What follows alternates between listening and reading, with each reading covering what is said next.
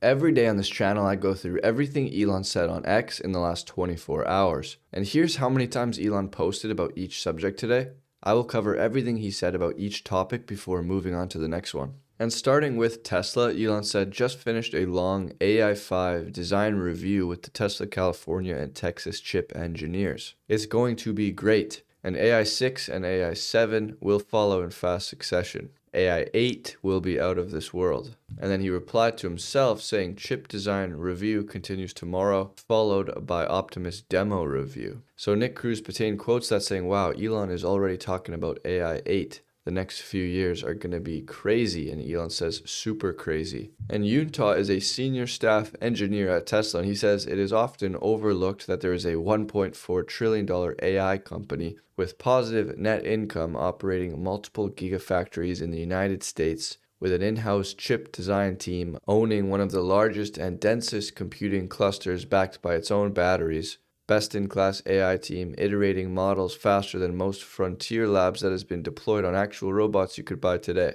And most importantly, it is led by a CEO that is not afraid to answer questions, cares about retail shareholders, and deeply loves this country and humanity. Plus, it has the coolest annual shareholder meeting, and you can vote. And Elon reposted that. And the operations leader at Tesla says, I started at Tesla 10 years ago and I've witnessed its incredible growth under Elon's visionary leadership. His sharp attention to detail and relentless drive to push the boundaries of physics and innovation have been truly inspiring. Manufacturing is hard, and Elon is someone who's gone through all kinds of challenges to make it happen with all of Tesla's models. From driving one of the safest cars on the road, a Tesla equipped with FSD, every day, to revisiting first principles on manufacturing multiple times each week, I'm more excited than ever about Tesla's role in accelerating the world's transition to sustainable abundance. And Elon is the most critical key to this mission, so please vote. And Elon responded with a heart. And another Tesla employee shows an apocalypse of Cybertrucks. This looks to me like Giga Texas, and Elon responded with some flames.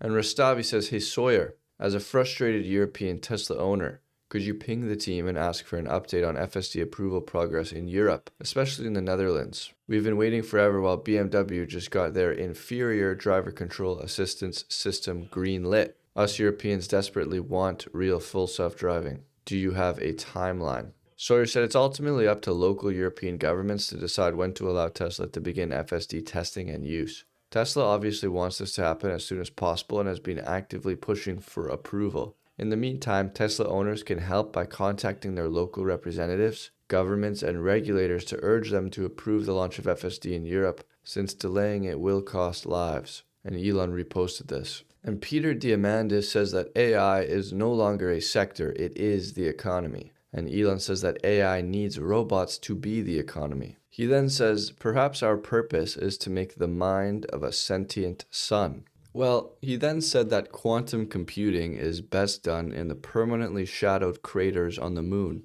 And X-Freeze breaks this down. He says, quantum computers work best in extremely cold and stable environments. And the moon's permanently shadowed craters have temperatures that can drop below -200 degrees Celsius, which helps quantum bits work without losing information. Constant darkness means less energy fluctuations and more stability, and there's almost no air, water, or electromagnetic noise, so quantum states stay stable longer. And Elon reposted this. And then the questionable Gardner responded to it saying, everything is computer, new factory coming soon, XAI's gigahard on the moon. And Elon said, trending that way, having a laugh. And quoting the idea that maybe our purpose is to make the mind of a sentient sun, Beth Bezos said, Dyson's swarm of thermodynamic computers is the endgame. And Elon replied saying, why do you keep going on about thermoputers? Do you have one that works? Beth Bezos said, yeah, can show you a demo if you want. And then Beth Bezos responded to Elon's statement about quantum computing on the moon, saying, correct, quoting a separate post where he says, he's not wrong. It would greatly reduce the number of high-energy events from the sun's radiation. Here are how the qubits from Google Quantum AI react to such radiation otherwise. There's errors by qubit, and then down here is simultaneous errors on the y-axis with time, milliseconds on the x-axis. I don't know the first thing about quantum computing, but I noticed that when this chart changes right here, when that line goes past that big change, the color of the errors by qubit change. Oh, I see. So when this increase in light happens, I guess that's the sun's radiation. And we can see that the simultaneous errors that come with experiencing the sun's radiation is higher than when it's dark. So that's why it'd be good to be on the shadows of the moon. And Elon replied to that with a shooting star. And Dogan said, please stop inspiring me. I only have 24 hours. And Elon had a laugh at that one. And today Sam Altman responded to Elon Musk. He said, I helped turn the thing you left for dead, he's talking about OpenAI, into what should be the largest nonprofit ever. You know as well as anyone, a structure like what OpenAI has now is required to make that happen. He then says, you also wanted Tesla to take OpenAI over, no nonprofit at all. And you said we had a 0% chance of success. Now you have a great AI company and so do we.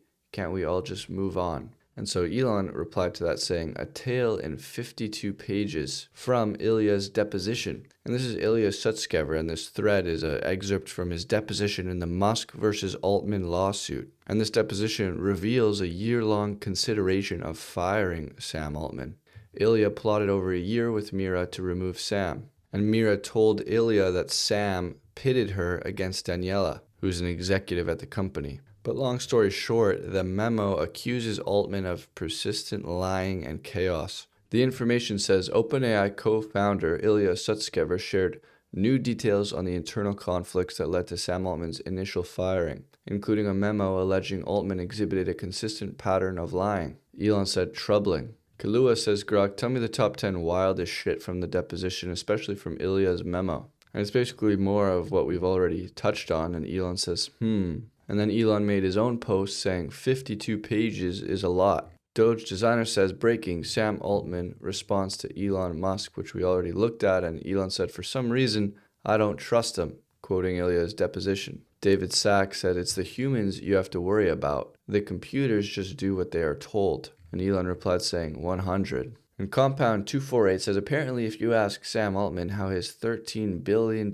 money-losing for-profit, not-for-profit can support $1.4 trillion of spend commitments, he gets very defensive and starts to attack non-existent short sellers. I cannot wait for OpenAI to be a public company. Hanging over the market is how can the company with 13 billion in revenues make 1.4 trillion of spend commitments? And you've heard the criticism, First Sam. of all, we're doing well more revenue than that. Second of all, Brad, if you want to sell your shares, I'll find you a buyer. I just enough. People are. I think there's a lot of people who would love to buy OpenAI shares. I don't think you would, including myself. Including myself. People who talk with a lot of breathless concern about our compute stuff or whatever, that would be thrilled to buy shares. So I think we could sell, your shares or anybody else's to some of the people who are making the most noise on Twitter, whatever, about this very quickly. We do plan for revenue to grow steeply. Revenue is growing steeply. We are taking a forward bet that it's going to continue to grow, and that not only will ChatGPT keep growing, but we will be able to become one of the important AI clouds, that our consumer device business will be a significant and important thing, that AI that can automate science will create huge value. So, there are not many times that I want to be a public company, but one of the rare times it's appealing is when those people are writing these ridiculous OpenAI is about to go out of business and, whatever. I would love to tell them they could just short the stock, and I would love to see them get burned on that. But we carefully plan. We understand where the technology, where the capability is going to go, and how the products we can build around that and the revenue we can generate. We might screw it up. This is the bet that we're making, and we're taking a risk along with that. London Cap says, I'm an AI bull, and when I heard this, I literally couldn't think of a worse way to answer the question. First reaction was, how doesn't Brad ask a follow-up? Then I quickly remember this is all just PR. Also can't piss off the CEO if you want to be in new rounds. One of the reasons I think public markets better than private. Elon said, And Gavin Baker said, wait until he meets actual shorts. And Elon had a laugh at that one. Peter said, OpenAI revenue from Sam Altman. Sam, we make well more revenue than $13 billion in 2025. Brad, if you're doing revenue in excess of $100 billion in 2028, 2029, Sam Altman says, how about 2027? Elon said, they need to change their name to Closed for Maximum Money AI. Hunter said that Sam Altman clip feels like an important moment. Everyone feels queasy. This was an interview that everyone should have prepared for. How does that happen? Elon said, disturbing. And moving on to SpaceX, we've been talking a lot lately about the viability of data centers in space. There are a lot of hurdles, but they do seem more plausible if autonomous construction is a thing. And as we saw a few days ago, Elon said that SpaceX will be doing this by scaling up Starlink version 3 satellites, which have high-speed laser links, which would work. So Ryan says each Starlink V3 appears to have 100 kilowatts of solar based on array dimensions. Starship should carry 50 to 100 per flight. Call it 6 megawatts nameplate per launch at 60 sats, or satellites. SpaceX applied for 30,000 satellites to 3 gigawatts of orbital solar in total. If Starship hits even conservative projected launch rates, they'd be able to launch a nuclear reactor worth of power capacity per year by the end of the decade. That's unprecedented scale. So Elon replies to this and he says Starship could deliver 100 gigawatts a year to high Earth orbit within 4 to 5 years if we can solve the other parts of the equation. 100 terawatts a year is possible from a lunar base producing solar-powered AI satellites locally and accelerating them to escape velocity with a mass driver. So Ryan quotes that and he says, as game-changing as Starship is, we're all probably still underestimating it. Elon's essentially describing a space civilization with power and intelligence capacity far exceeding Earth's within our lifetimes. A lunar base building 100 terawatts of satellites implies some level of space mining, even if Earth launch remains cheaper for a while. That much power in orbit would probably also be moved around via beaming. Terrestrial plus interstellar travel applications are obvious. It also means Elon is probably von Neumann-pilled, AI-driven, power-hungry satellites spreading outward on lasers and self-replication. Their total addressable market is literally the limits of sci-fi. Starship and AI really changes everything. And to that, Elon says, if AI continues advancing at even a much reduced rate, this is where it ends up. And Steve Jurvetson says, when SpaceX builds Moonbase Alpha, a permanent human settlement, we will finally have a generation who believes in the moon landing and the accomplishments of the human spirit. Imagine never having to hear from the conspiracy denialists again. Imagine a permanently Earth-facing beacon that blinks in different patterns and colors to convey lunar activities. Kids everywhere could see it with their own eyes with a simple binocular. And in the long arc of human history, we will skip from dream to dream. The closing passage from my Space Week keynote earlier this week, and Elon reposted this. And on the topic of space-based data centers, again, RobotBeat says, we invented an industry that needs basically infinite power and which can be put into space fairly easily with its result transmitted as information. This is basically the best possible result for those who want humanity to become spacefaring. Roten said main problem seems to be thermal, also a significant point on ground. But in space we need radiators in proportional amount to the solar arrays. RobotBeat said, I wonder if SpaceX might know a thing or two about that. And Elon had a laugh at that one. And Tom Stevens says what's really obtuse is the idea that we could get to Kardashev 2 before we get to Kardashev 1, meaning we could harness all the energy of our star before we harness all of the energy available on our planet. RobotBeat said, you cannot practically reach Kardashev 1 just on the planet anyway. It overheats. And Elon said, true. And you could watch the Falcon 9 launch the Bandwagon 4 mission to orbit live. And they said while our transporter rideshare missions launch to a sun-synchronous orbit, Bandwagon missions launch to a mid-inclination orbit, filling the gaps for customers that wish to expand their coverage or complete unique objectives not possible with sun-synchronous orbit. And Elon reposted those. And moving on to XAI, Tyler Storm says that Grok predicted the future. Finished here with a heavy, and we can see here, we can see all the tools and the process it used to actually go through and find the right answer. So it browsed a lot of odd sites. It calculated its own odds comparing to the market to find its own alpha and edge. It walks you through the entire process here, and it calculates the odds of the winner being like the Dodgers, and it gives them a 21.6% chance of winning this. And it took approximately 4.5 minutes to. Yeah, that's a lot of thinking. Yeah.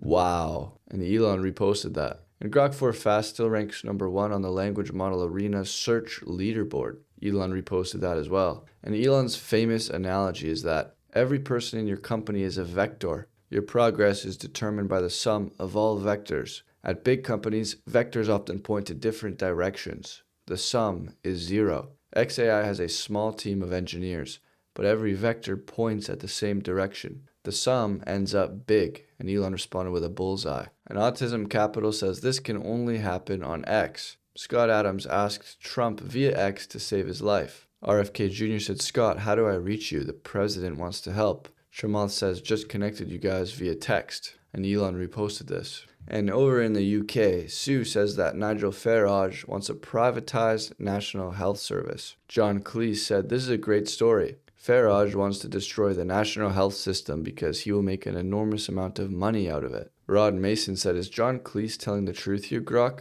when he claims Reform UK would replace the NHS with an American-style system?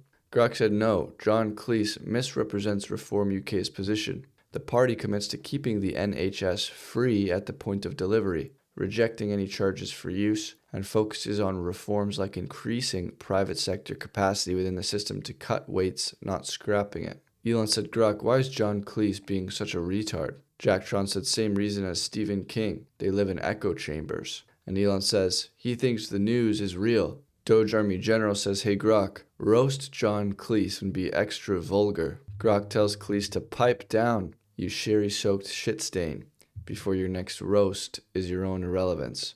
And Elon has a laugh at that one. And we're not done with John Cleese yet. Don Winslow says, how do you reach this Trump voter who believes that Barack Obama was president on 9/11? And there are millions of truly ignorant Trump voters exactly like this one. Uninformed, uneducated, and a receptacle for stupid Trump conspiracy theories. John Cleese says the sad thing about real stupidity is that you can do absolutely nothing about it. Head teacher Jeffrey Bartlett said this to me when I started teaching. Elon said, you don't say, with a Grok Imagine post of some guy looking in the mirror. And the U.S. Secretary of Agriculture Brooke Rollins says, on my first day, we told every state to send us their supplemental nutrition assistance program data so we could make sure illegal immigrants aren't getting benefits meant for American families. 29 states stepped up, 21 blue states refused, and 2 sued us for asking. And guess what? In just the states that cooperated, we've already uncovered massive fraud. The Democrat Party has turned its back on working Americans and built its entire strategy around protecting illegal aliens. They know if the handouts stop, those illegals will go back home, and Democrats will lose 20+ seats after the next census. There's a new sheriff in town. POTUS will not tolerate waste, fraud, or abuse while hard-working Americans go hungry. Elon said the level of fraud is staggering. And Jeremy Corbyn is hosting a phone bank with the New York City Democratic Socialists of America to get out the vote for Zohran Mamdani today. Let's get Zohran over the finish line. Chris Rose said the same left-wing MP, a member of parliament who moans about Elon Musk commenting on UK politics, is now interfering with American politics. Hypocrite. Elon said, oh, the irony. And over in France, they've banned Marine Le Pen from running for office. Now her party has reached a new record high of 37% in a poll with Jordan Bardella as the presidential candidate. Elon said, wow. And in 2006, AWS revenue was $21 million. In 2025, they do $21 million every 1 hour and 22 minutes. Elon said so much has changed. And this headline reads that gravity may be key evidence that our universe is a simulation. Groundbreaking new research suggests. Peter Diamandis says, yes, obviously we are living in a simulation. But what will you do differently now that you know that? Elon said, maybe have more pool parties. Autism Capital says, you mean more LAN parties? And Elon said, bullseye. Rani G said, the best proof of simulation is the speed of light. It's the limiting factor, and the only good way to explain it is that this is the main clock speed for the computer running the simulation. Peter said agreed, as well as Heisenberg's uncertainty principle making it difficult to image at the lowest pixel level. Elon said a Planck cube is the voxel size of the simulation. So, that's everything that Elon said today. The next time somebody asks you what your purpose in life is, you can tell them it's to make a sentient sun. Also, tensions with Sam Altman continue to rise. Those numbers that we saw around space-based data centers and the kinds of numbers that Starship could produce in terms of getting things to orbit as well as the technologies surrounding AI, that combination is starting to look lethal. And not financial advice, but I'm going to start to look seriously at acquiring some Google stock as they own 8% of SpaceX, and I can't think of a better way right now to get exposure. Also, Google is a leader in quantum computing, and today we learned about quantum computing in the dark and cold spaces on the moon. It's been interesting to see Elon talk a little bit more and more about quantum computing in the last week. About a week ago, he said that it's actually starting to look relevant. Or maybe he said it looks like it could become relevant. I can't actually remember. But that's all for today, and if you guys want early access to these daily videos, you can gain access by joining the channel as a member, and I will see you guys tomorrow.